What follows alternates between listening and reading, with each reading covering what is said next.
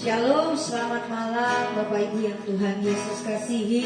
Selamat kita berjumpa kembali bersama kami Yayasan Adonai. Di malam hari ini kami akan bersama-sama dengan Bapak Ibu. Kita akan memuji Tuhan, kita akan menyembah Tuhan. Kita mau senangkan hati Tuhan. Kita mau datang ke hadapan Tuhan dan berseru memanggil Tuhan. Dan terutama kita mau menyembah Dia. Kita mau masuk dalam hadirat Tuhan.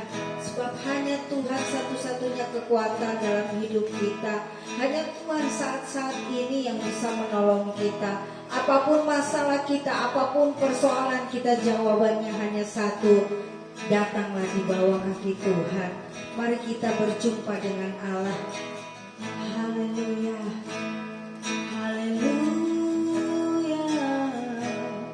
Mari naikkan syukur kita kepada Tuhan. Mari naikkan syukur kita kepada Tuhan. Kita butuh Tuhan saat-saat ini. Roh Kudus, kami membutuhkan Engkau dalam hidup kami. Roh Kudus, Engkau segala-galanya bagi kami. Haleluya, dimuliakanlah Engkau, Roh Kudus. Haleluya, mari sembah Tuhan, mari sembah Tuhan. Haleluya, mari muliakan nama Tuhan. Haleluya, senangkan namanya, muliakan nama Tuhan. Haleluya.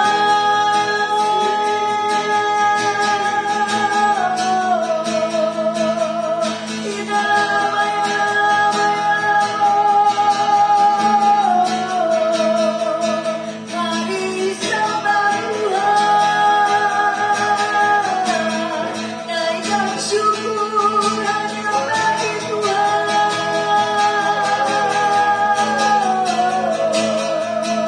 Yesus Tuhan.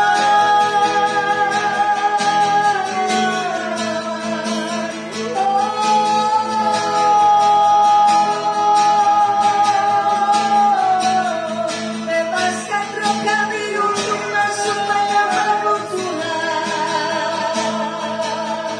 Dalam nama Yesus, perlindungan-Mu hanya bagi kami saat ini Tuhan. Haleluya.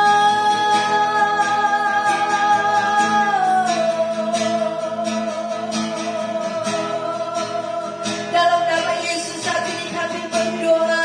Kami menyerahkan semua masalah kami. Kami mau serahkan semua persoalan kami. Hari ini kami mau tanggalkan itu di bawah kaki salib Tuhan. Dan hari ini Tuhan, hanya Engkau satu-satunya yang kami sembah. Kami mau menyenangkan Tuhan dengan hidup kami. Mari kami berdoa saat ini. Tutup bungkus kami semua dengan kuasa darah anak domba Allah. Kami minta hati yang bersih.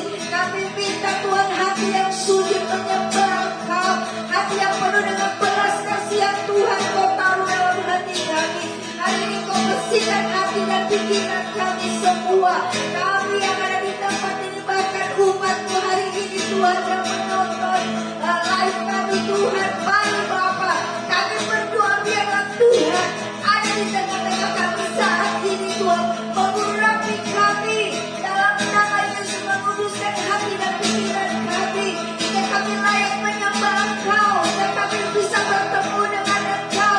Dan pujian penyembahan kami di malam hari ini bersama-sama dengan Engkau Tuhan.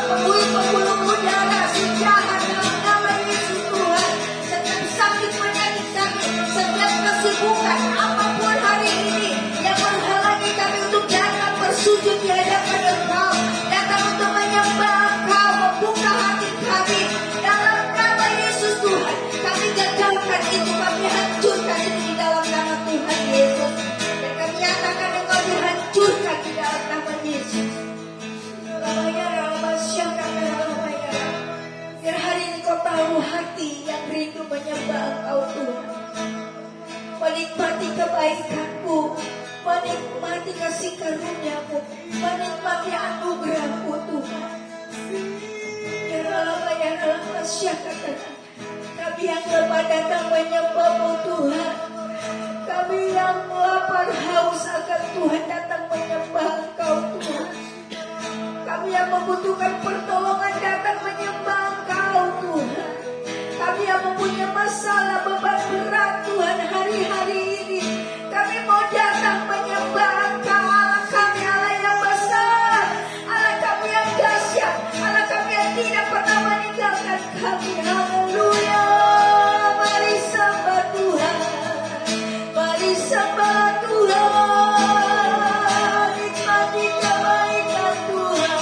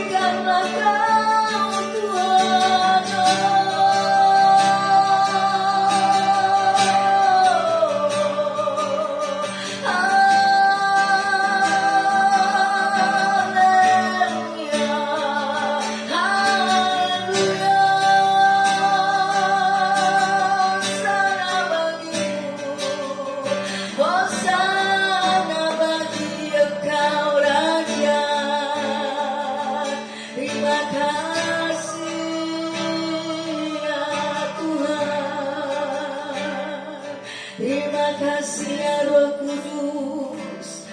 Terima kasih Roh Kudus. Terima kasih. Terima kasih. Haleluya.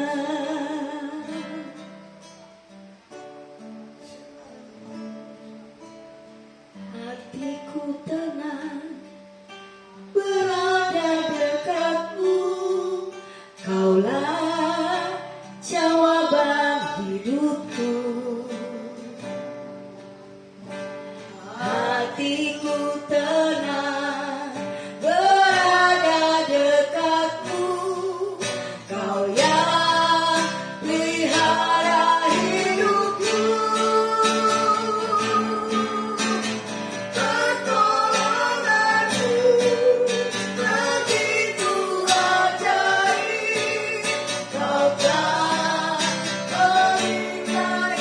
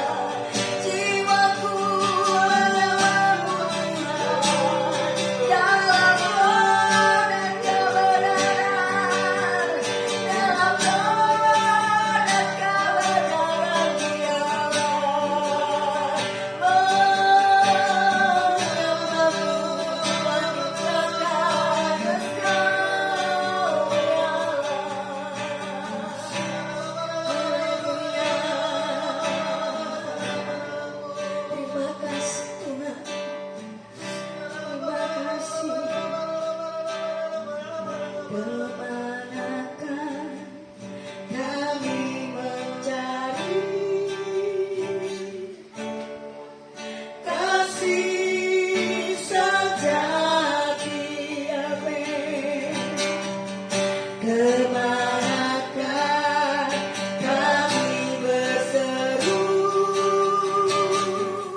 saat badai datang menderu, yang kami tahu hanya Kau yang mampu pulihkan segala sesuatu.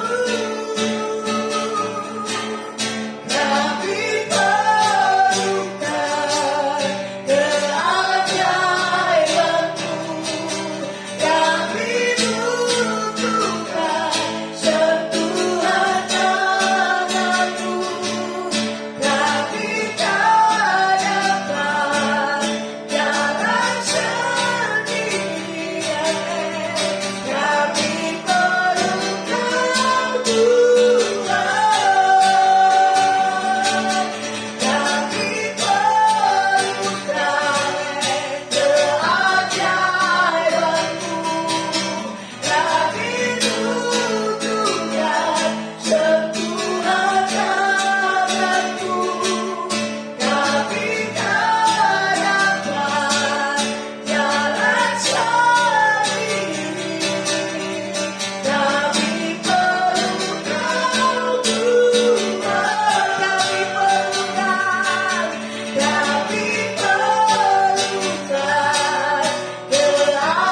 keajaiban-Mu, kami butuhkan sentuhan tangan-Mu, kami tak dapat jalan sendiri, kami perlu Kau Tuhan.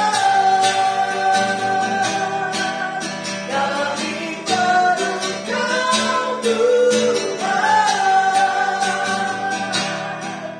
Kami perlu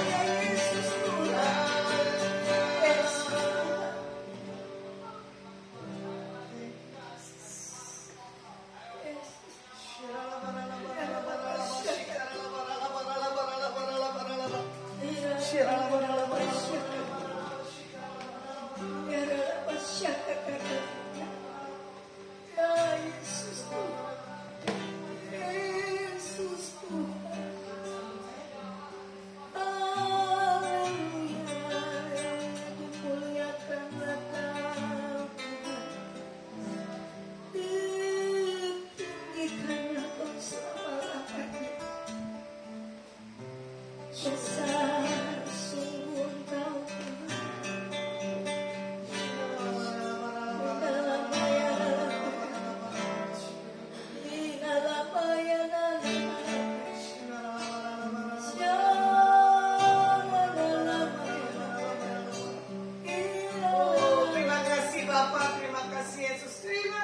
Kudus buat kasih kebaikan-Mu bagi setiap kami.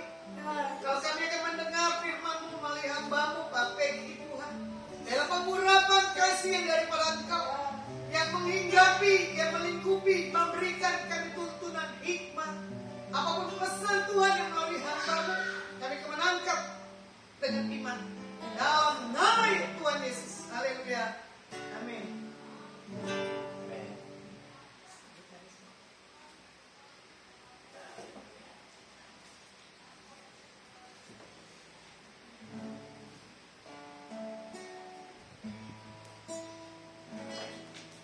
Ya, shalom Bapak Ibu Saudara-saudara yang kekasih dalam Tuhan. Semua yang menyaksikan baik di Instagram, di Facebook, yang menyaksikan live streaming hari ini, saya menyapa kita semua. Kita akan mendengarkan kebenaran firman Tuhan. Ya, tapi sebelum itu saya mau menyapa saudara-saudara yang ada di Facebook ya. Ibu Elizabeth Herna, shalom Bu. Terus Ibu Ruth Kurniati, Ibu Lamroma Huta Barat, shalom Ibu Lamroma, Tuhan berkati. Terus Pak Teguh Sarwo Asih, shalom Pak Teguh. Terus Pak siapa ya? Dewan Prianto. Oh, Pak Dewan Prianto Sianturi. Saudaranya bola main. Terus yang di IG ada Ibu Lydia Ira, terus ada Ibu Givena Jayanata, terus Ibu Joyce Siane, Pak Herman Suryani, Sunardi Doris, Pak Wijaya ya, Pak Wijaya Herawati, terus Ibu Lina Silai. Ya, terima kasih ya untuk sudah mengikuti live streaming Adonai di malam hari ini. Kita akan mendengarkan kebenaran firman Tuhan dalam kitab Roma pasal yang ke-12 ayat pertama sampai ayat yang kedua. Saya akan bacakan dan kita semua akan menyimak firman Tuhan ini. 1, 2, 3. Karena itu saudara-saudara, demi kemurahan Allah aku menasihatkan kamu supaya kamu mempersembahkan tubuhmu sebagai persembahan yang hidup, yang kudus dan yang berkenan kepada Allah. Itu adalah ibadahmu yang sejati. Janganlah kamu menjadi serupa dengan dunia ini, tetapi berubahlah oleh pembaharuan budimu, sehingga kamu dapat membedakan manakah kehendak Allah, apa yang baik, yang berkenan kepada Allah, dan yang sempurna. Haleluya. Jadi tema khotbah saya di malam hari ini adalah persembahan yang benar. Nah, waktu kita mendengar persembahan yang benar, pikiran kita pasti ya dalam tanda kutip ini kebanyakan ya. Tidak semua orang juga, tapi kebanyakan pasti pikiran kita larinya ke duit, uang. Bukan persembahan. Iya kan? Pasti semua orang pasti secara refleks, wah persembahan yang benar berarti sesuatu yang berupa uang atau sesuatu yang berharga yang dipersembahkan. Tapi di malam hari ini saya akan mengajak kita melihat apa yang dimaksudkan firman Tuhan tentang persembahan yang benar. Apakah memang itu sebatas duit saja, atau sebatas barang berharga saja, atau lebih daripada itu? Nah, pertanyaannya, bagaimana caranya kita bisa mempersembahkan hidup kita sebagai persembahan yang benar?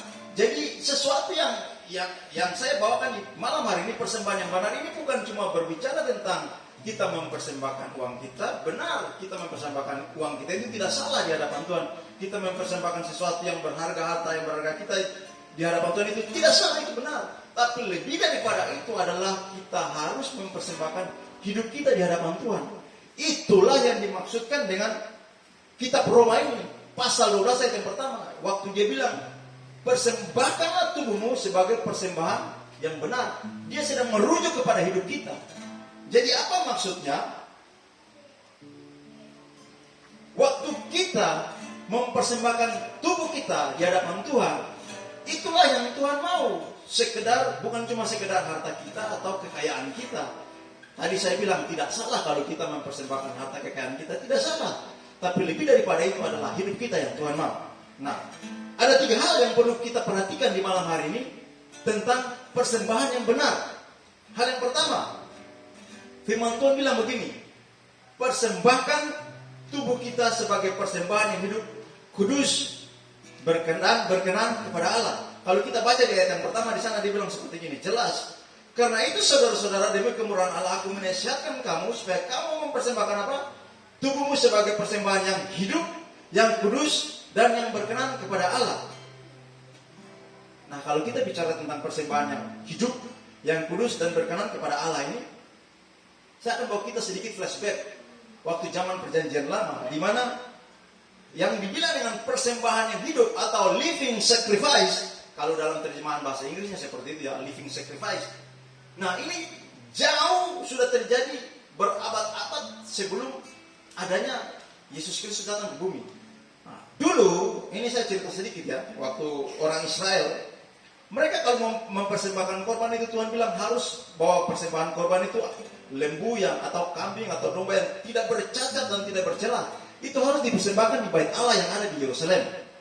Jadi bayangkan semua orang Yahudi yang tinggal di kota-kota yang jauh dari Yerusalem, mereka harus berjalan kaki. Dulu tidak ada mobil, tidak ada motor, saudara-saudara. Harus jalan kaki. Saya tidak tahu perjalanannya bisa makan waktu 1 minggu, 3 hari, 2 hari, pokoknya lebih dari 1 hari perjalanannya untuk sampai ke bait Allah untuk mempersembahkan korban di Yerusalem, kecuali orang-orang yang ada di Yerusalem. Nah, jadi waktu mereka berjalan jauh daripada Yerusalem, ada yang dari Galilea, ada yang dari macam-macam, dari Samaria juga ada orang yang datang mempersembahkan korban di Yerusalem di rumah Tuhan.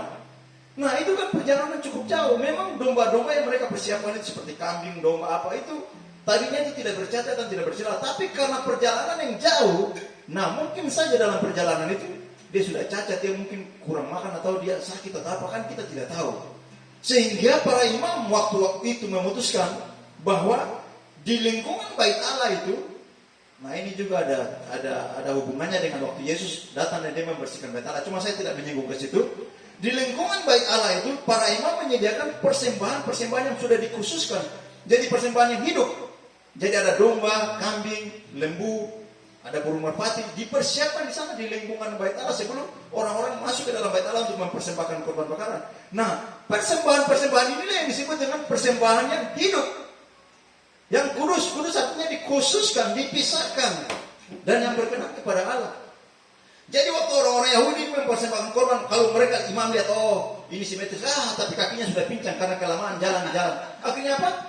Dia ambillah persembahan yang sudah dipisahkan tadi oleh para imam yang ada di satu area itu, dia ambil. Kalau yang mampu beli kambing, yang ambil kambing, yang mampu beli domba, ya beli domba, dia ambil lalu dia persembahkan. Nah, ini yang disebut dengan living sacrifice atau persembahan yang hidup, yang kudus, artinya hidup dan dipisahkan daripada dunia. Kata kudus itu sendiri artinya kados dalam bahasa Ibrani, yang artinya dipisahkan. Jadi kita harus mengerti. Jadi waktu kita bilang kita mempersembahkan tubuh kita, artinya apa? Pertama, kita harus melayani Tuhan dengan segenap hati. Yang kedua, kita harus melakukan firman-Nya. Yang ketiga, kita harus menyerahkan hidup kita sepenuhnya kepada Tuhan. Itulah yang dimaksudkan dengan persembahan yang hidup, yang kudus, dan yang berkenan kepada Allah. Jadi jangan kita selalu berpikir duit. Duit tidak salah, saya bilang. Tapi yang lebih berharga adalah hidup kita. Kita harus berikan untuk melayani Dia dengan sekuat tenaga kita. Kita harus berikan untuk apa lagi? Melakukan firman-Nya dengan sekuat tenaga kita. Jangan kita lakukan firman dengan setengah-setengah. Kalau kita tahu firman 100%, kita lakukan 99,9%, Tuhan bilang masih kurang. Harus dengan semampu kita, pasti Roh Kudus memampukan kita untuk kita bisa melakukan kebenaran firman itu. Sekalipun masih jatuh bangun, tapi kita jangan menyerah. Kita bangkit lagi, kita lakukan lagi kebenaran firman itu. Dan hal yang ketiga adalah menyerahkan hidup kita seluruhnya kepada Tuhan. Nah, inilah yang disebut dengan persembahan yang hidup, yang kudus, dan yang berkenan kepada Allah. Hal yang kedua, sebelum saya masuk ke yang kedua, saya mau ajak kita dulu buka satu ayat bagian firman Tuhan. Karena ini bagus sekali firman Tuhan ini tentang persembahan yang hidup. Rasul Paulus berkata dalam Galatia 2 ayat 20, di sana dikatakan seperti ini. Namun aku hidup, tetapi bukan lagi aku sendiri yang hidup, melainkan Kristus yang hidup di dalam aku. Dan hidupku yang kuhidupi sekarang di dalam daging adalah hidup oleh iman dalam Anak Allah yang telah mengasihi aku dan menyerahkan dirinya untuk aku. Nah, Paulus sendiri bilang apa? Betul, sekarang aku hidup, tapi bukan aku lagi yang hidup, tapi Kristus yang hidup di dalam aku. Inilah yang disebut dengan persembahan yang totalitas, yang hidup, yang kudus, dan yang berkenan kepada Allah. Rasul Paulus sendiri sudah berikan contoh yang baik, teladan yang baik bagi kita, supaya kita bisa mengikutinya. Sehingga kita tidak bisa bilang, saya mau pakai hidup saya ini seenaknya saya. Tidak bisa seperti itu. Karena apa? Kita sudah dibeli dengan darah Kristus. Dan harganya telah lunas dibayar. Yang percaya semua katakan amin. Itulah yang dimaksudkan dengan persembahan yang kudus dan hidup yang berkenan kepada Allah. Nah, hal yang kedua yang perlu kita perhatikan supaya kita bisa memberikan persembahan yang benar adalah firman Tuhan bilang begini, jelas di ayat yang kedua di sana bilang ini, jangan menjadi serupa dengan dunia ini. Nah, saya ulang lagi ya. Kita proma tadi. Ayat kedua. Janganlah kamu menjadi serupa dengan dunia ini, tetapi berubahlah oleh pembaharuan budimu. Firman Tuhan jelas di sana bilang begini. Jangan jadi serupa dengan dunia ini. Nah, kenapa firman Tuhan larang kita supaya jangan jadi serupa dengan dunia ini? Bapak Ibu saudara-saudara perhatikan baik-baik, saya akan kasih tahu rahasianya. Kenapa firman Tuhan larang kita supaya jangan jadi serupa dengan dunia ini? Karena hal yang pertama, coba kita lihat dalam 1 Yohanes 2 ayat 16 sampai 17. Saya akan bacakan ya. Sebab semua yang ada di dalam dunia, yaitu keinginan daging dan keinginan mata serta keangkuhan hidup, bukanlah berasal daripada Bapa, melainkan dari dunia. Ayat yang ke-17, perhatikan baik-baik di sana. Dan dunia ini sedang lenyap dengan keinginannya, tetapi orang yang melakukan kehendak Allah tetap hidup selama-lamanya. Jelas di sana dikatakan, kenapa kita dilarang untuk jangan jadi serupa dengan dunia? Karena apa? Dunia ini sementara lenyap dengan segala keinginannya. Jadi artinya begini, kalau Bapak Ibu saudara-saudara mau ingin untuk jadi serupa dengan dunia, artinya Bapak Ibu saudara-saudara sementara memilih untuk melenyap bersama-sama dengan dunia. Itu tawaran kita masing-masing itu ada di depan kita. Silakan kita pilih mau jadi serupa dengan dunia ini atau serupa dengan Kristus. Kalau saya lebih baik saya serupa dengan Kristus. Kayak begini, karena saya pikiran sederhana aja. Di dunia ini saya sudah susah, ya kan? Sebentar lagi saya akan binasa dan dunia ini juga akan binasa kan? Tapi roh saya waktu saya serupa dengan Kristus, roh saya akan dibawa pulang kembali kepada yang punya hidup itu, yaitu Yesus Kristus. Jadi silakan kita pilih saja. Jadi saya tidak mendikte Bapak Ibu saudara-saudara, saya tidak menghakimi, jangan begitu nanti masuk neraka, enggak. Cuma saya kasih pilihan. Silakan yang mau jadi serupa dengan dunia silakan, yang mau jadi serupa dengan Kristus silakan pilih. Karena kalau kita jadi serupa dengan dunia, itu artinya kita sementara memilih untuk lenyap bersama dengan dunia. Tapi saya percaya yang menyaksikan live streaming hari ini semuanya mau jadi serupa dengan Kristus, katakan amin. Nah, sebaliknya kalau kita jadi serupa dengan Kristus, ini yang terjadi dalam Filipi pasal 3 ayat 10 sampai 11. Di sana dia bilang ini, yang ku kehendaki ialah mengenal Dia dan kuasa kebangkitannya dan persekutuan dalam penderitaannya, di mana aku menjadi serupa dengan Dia dalam kematiannya, supaya aku akhirnya beroleh kebangkitan dari antara orang mati. Perhatikan baik-baik, menjadi serupa dalam kematiannya. Kalau kita sudah menjadi serupa dalam kematiannya, otomatis kita pun akan menjadi serupa dalam apa? Kebangkitannya. Otomatis apa? Kalau Dia dimuliakan, kita juga dapat bagian dong. Iya, kan ceritanya begitu. Nah, kalau tidak percaya, ini lagi. Dalam 2 Korintus 3 ayat 14, di sana ditulis loh jelas. Dan kita semua mencerminkan kemuliaan Tuhan dengan muka yang tidak berselubung. Dan karena kemuliaan itu datangnya dari Tuhan adalah roh, maka kita diubah menjadi serupa dengan apa? Gambaran anaknya. Dan dalam kemuliaan yang semakin besar, itu kan tadi saya bilang, kalau kita jadi serupa dengan kematiannya, kita pun akan jadi serupa dalam kebangkitannya dan juga menjadi serupa dalam apa? Kemuliaannya. Jadi saya bukan sedang berkata bohong atau saya bukan sedang mengarang cerita, enggak. Ini firman Tuhan yang jelas, yang sudah katakan. Kalau mereka bisa, Bapak Ibu sudah saya bilang, hai pendeta, kamu ngomong yang benar, ya. Jangan dengar omong pendeta ini bisa salah. Tapi dengar ini firman Tuhan, karena firman Tuhan tidak pernah salah. Kalau saya omong dari diri saya sendiri, tidak usah dipercaya. Tapi kalau saya sedang membicarakan firman Tuhan, percayalah itu, karena itu apa? Itu kebenaran yang akan memerdekakan kita, yang akan membawa kita sampai kepada tujuan akhir kita, yaitu surga rumah Bapa yang kekal. Jadi itu hal yang kedua, yang firman Tuhan bilang apa? Kalau mau kasih persembahan yang benar, jangan jadi serupa dengan dunia. Yang pertama tadi, persembahkan hidup sebagai persembahan yang hidup, yang kudus dan berkenan. Yang kedua dibilang apa? Jangan jadi serupa dengan dunia. Kan kita sudah tahu kalau jadi serupa dengan dunia itu akibatnya apa. Tapi kalau kita jadi serupa dengan Kristus, maka kemuliaan Kristus akan bersinar atas kita. Dan kita akan semakin hari semakin bersinar. Seperti kata firman Tuhan bilang, semakin hari seperti rembang tengah hari. Dibawa dari kemuliaan satu ke kemuliaan yang lain. Sehingga kita akan luar biasa. Kita akan tinggal bersama-sama dengan Kristus dalam kemuliaannya. Nah, hal yang ketiga yang perlu kita perhatikan, ini yang menjadi perjuangan semua orang. Firman Tuhan bilang apa? Berubahlah oleh pembaharuan budimu. Jadi mau atau tidak mau, tidak ada jalan lain Bapak Ibu Saudara-saudara yang dikasihi dalam Tuhan. Waktu kita menerima Yesus Kristus, roh kita dihidupkan kembali. Tapi ini kan tabiat daging ini kan masih lama nih. Contoh, orang yang hidup sampai 20 tahun. Waktu 20 tahun baru dia menerima Yesus. Artinya begini, yang terima Yesus tadi kan masih bayi rohani tuh. Sedangkan yang daging ini sudah 20 tahun berkuasa dalam hidupnya. Nah, jadi dia perlu untuk apa? Berubah oleh pembaharuan budi. Nah, kalau di ayat di Alkitab terjemahan bahasa Inggris lebih bagus di sana, dia bilang begini. But be transformed by the renewing of your mind. Nah, your mind ini bicara tentang pikiran. Jadi lebih enak di sana kalau kita di sana. Jadi apa yang harus dibaharui? Ya pikiran kita yang harus dibaharui.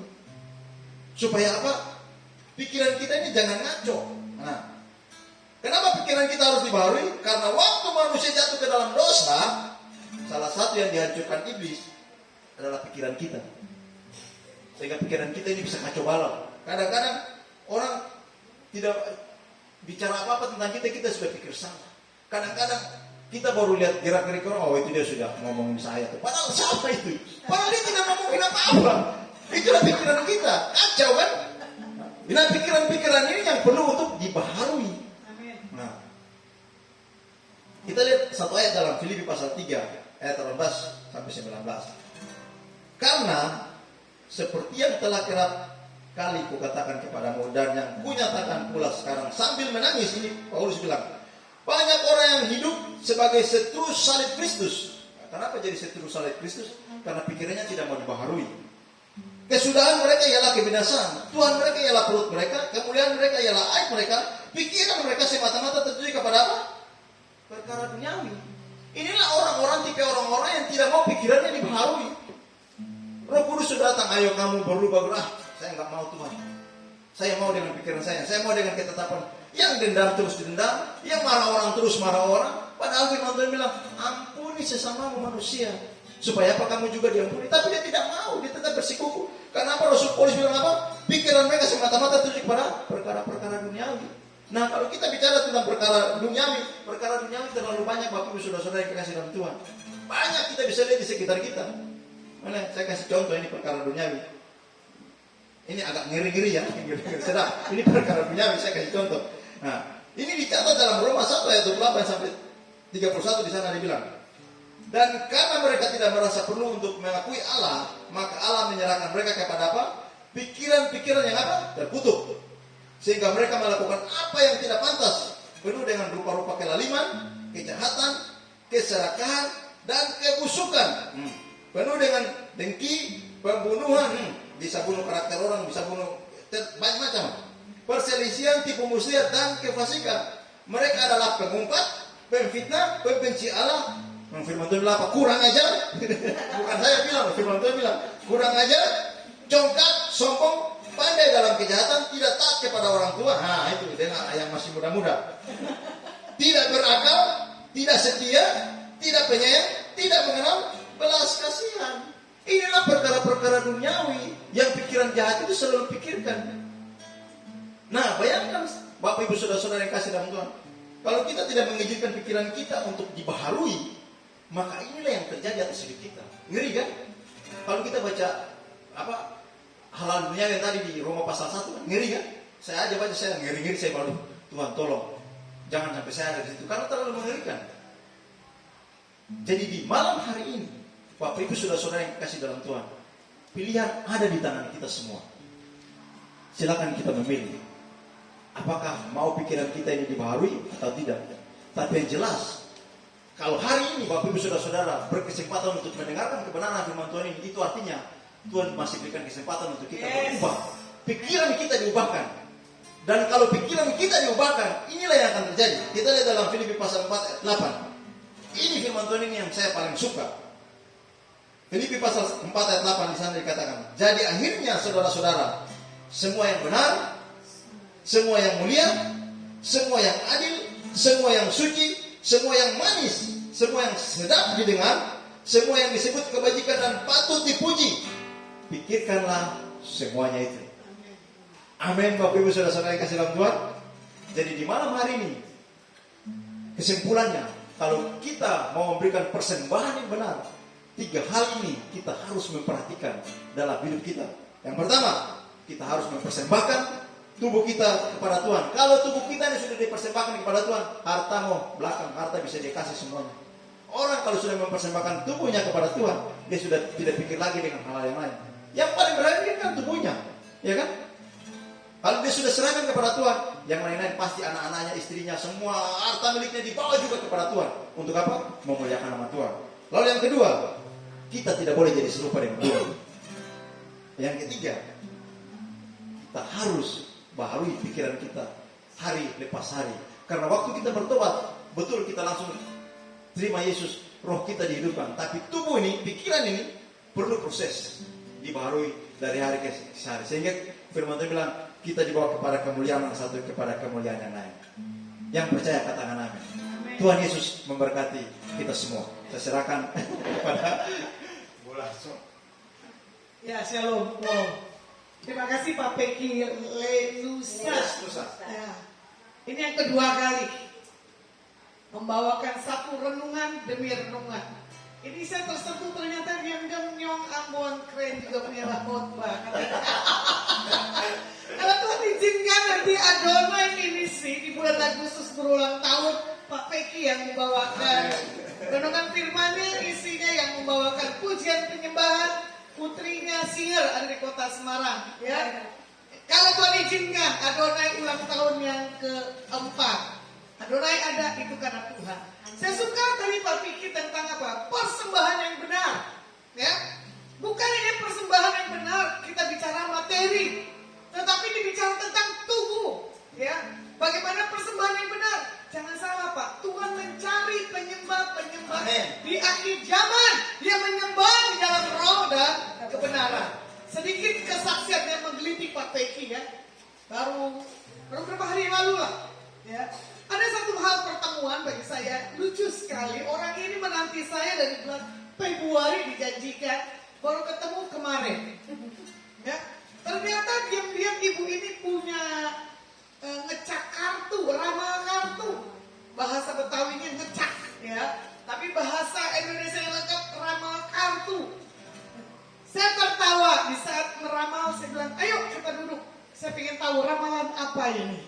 Karena saya punya persembahan yang benar sebagai seorang penyembah. Nggak bisa dibaca. Nih saya dengarkan lagi ya. Saya ulang-ulang, berulang-ulang. Bukannya Betarea Sonata.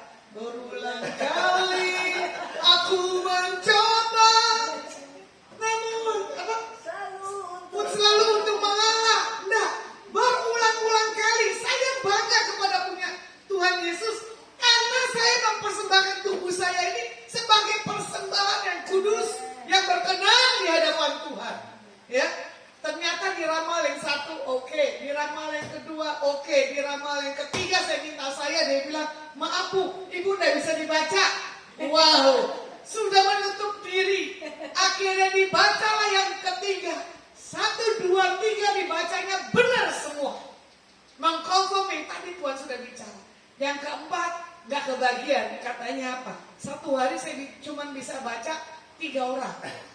Dengan kartunya. Ya, ini yang saya bilang.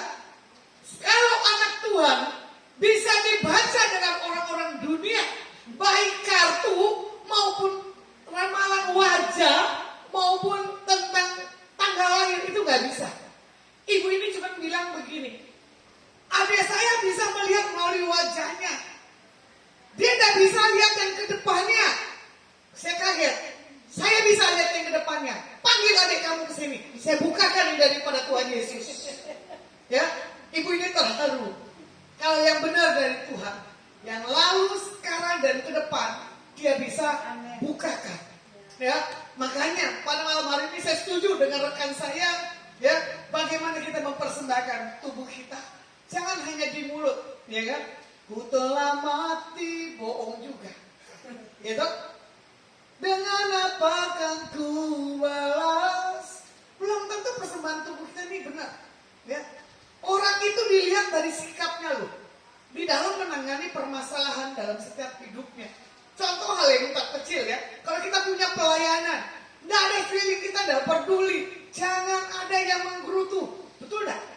Saya kemana-mana bekerja bersama dengan Tuhan tanpa ada bantuan siapapun. Tapi kalau Tuhan sudah berkenan, Tuhan bisa kirim orang siapapun juga. Ya, jadi jangan ada perkataan yang tadi dia bilang apa tentang tadi dibilang keangkuhan. Ya, keangkuhan ternyata ada ayatnya.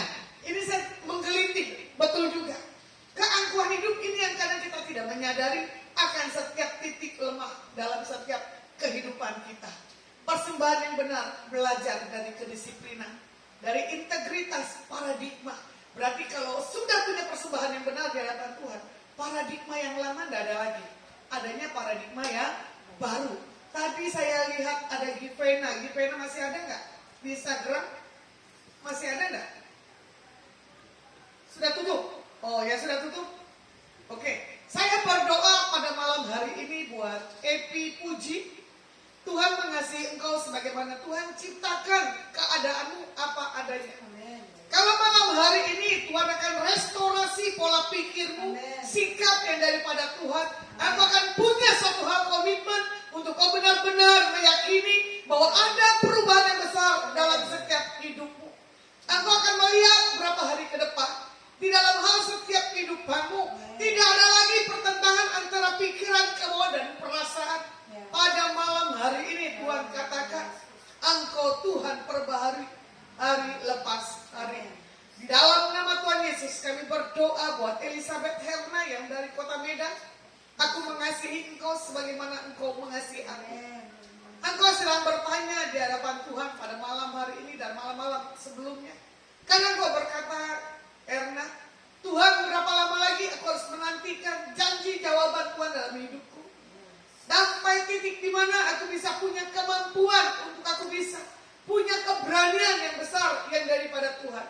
Tapi yang Tuhan katakan buat Elizabeth Erna malam hari ini, tetap kuat dan tetap semangat. Jangan pernah lemah dalam segala apapun kehidupanmu. Karena Tuhan yang akan mengambil alih dalam setiap kehidupanmu. Hari ini sampai selama-lamanya. Diberkati keluarga besar Elizabeth Erna. Kami berdoa malam hari ini buat 34 provinsi ke dalam tangan Indonesia di dalam hal kendalimu. Kami katakan Indonesia Shalom. Jehovah Jireh, Jehovah Sama, Jehovah Master the Breakthrough. Engkau Tuhan yang menyatakan kemuliaan atas Indonesia. Kami tahu Indonesia sedang dilawan. Kami tahu Indonesia sedang mengalami satu restorasi untuk menjumpai satu hal perubahan demi perubahan. Kami berdoa buat Pak Joko Widodo, biar pengurapan takut Tuhan ada di atasnya. Buat Pak Amin Rais, buat RT RW Lurah Camat Kelurahan dan Bupati, Gubernur, Wali Kota. Kami serahkan di dalam tangan-Mu Tuhan, biar takut akan Engkau ada di atas setiap mereka. Kami lepaskan damai sejahtera, sukacita yang daripada Tuhan ada di atas bangsa kami Indonesia. Diberkati pelayan-pelayan Tuhan yang esok mengambil bagian dalam kekuatan, kesehatan, pengurapan daripada Engkau Tuhan. Memperlengkapi para hamba-Mu yang akan membawakan satu renungan. Pada malam hari ini, biar setiap kami membawa satu hal dupa, yaitu tentang persembahan tubuh kami yang benar. Bukan karena kami punya materi, tetapi karena kami punya kecintaan kehausan akan Engkau. Terima kasih. Diberkati Pak Peki buat istri, ketiga anak putra dan putrinya. Biarlah perlindungan penjagaan Tuhan terus ada di atas setiap mereka. Diberkati baik apa menjadi kebutuhan, keperluannya. Mari kita mengangkat tangan kita di hadapan Tuhan. Pulanglah dan bawalah berkat yang terbaik yang datang di dalam nama Yesus Masiah. Apa yang kau pegang, kau sentuh. buat hari-harimu yang ke depan. Dibuat Tuhan Yesus berhasil. Di dalam nama Yesus Hamasiah, hambamu berdoa dan mengucap syukur. Haleluya. Amin. Ya hanya Engkau memberkati aku berlimpah-limpah dalam peluang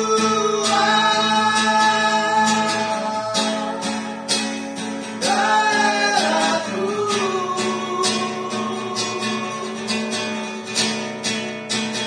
Dan kiranya tanganmu menyertai aku dan melindungi aku daripada malapetaka sehingga kesakitan tidak menimpa aku, sehingga kesakitan tidak menimpa aku. Terima kasih buat Adi Kusuma, Gracia, Ibu Feby, Ibu Epi Puji, untuk Dedi Kurniawan, ini teman SMA saya, nanti ada ke Kota Subang tanggal 20-an kurang lebih. Shalom ya, hambanya Pak Dedi dan Dewan Prianto Sianturi, Teguh Sarwoasi dari Jepara kalau nggak salah. Ibu Lamroma Kuta Barat dari Kota Subang, Ruth Kurniati kalau nggak salah Pekalongan, Elizabeth Terna Kota Medan. Dari Kota Subang, kami seluruh yang ada di tempat ini, kami akan menyapa God bless you.